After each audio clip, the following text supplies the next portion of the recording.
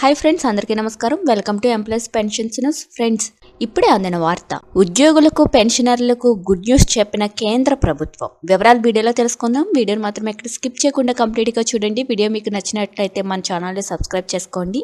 అదేవిధంగా లైక్ చేసినట్లయితే మరింత మందికి సమాచారం చేరుకుంటుంది. ఇంకా వివరాల్లోకి అయితే వెళ్ళిపోదాం. కేంద్ర ప్రభుత్వ ఉద్యోగులకు పెన్షనర్లకు గుడ్ న్యూస్ వచ్చేసింది.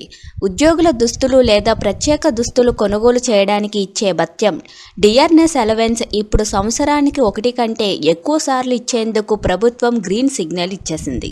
ఇప్పటి వరకు ఈ భత్యం సంవత్సరానికి ఒకసారి మాత్రమే ఇచ్చేవారు. జూలై తర్వాత కేంద్ర ప్రభుత్వం సేవల్లో చేరే ఉద్యోగులు కూడా ఈ భత్యం ప్రయోజనాన్ని పొందుతారు.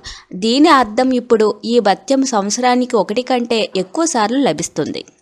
ఆగస్టు 2017లో ఆర్థిక మంత్రిత్వ శాఖ జారీ చేసిన సర్క్యులర్ ప్రకారం యూనిఫామ్ అలవెన్సుల్లో దుస్తుల భత్యం, ప్రాథమిక పరికరాల భత్యం, కిట్ నిర్వహణ భత్యం, రోబ్ అలవెన్సులు, షూ అలవెన్స్ మొదలైనవి ఉన్నాయి.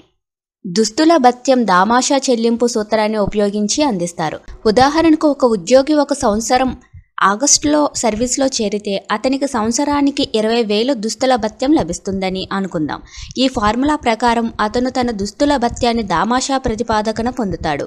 అంటే 20,000 డివైడెడ్ బై 12 × 11 అంటే 18,333 రూపాయలు. ఎవరెవరికి ఎంత మొత్తం వస్తుందో ఇక్కడ మనం తెలుసుకుందాం.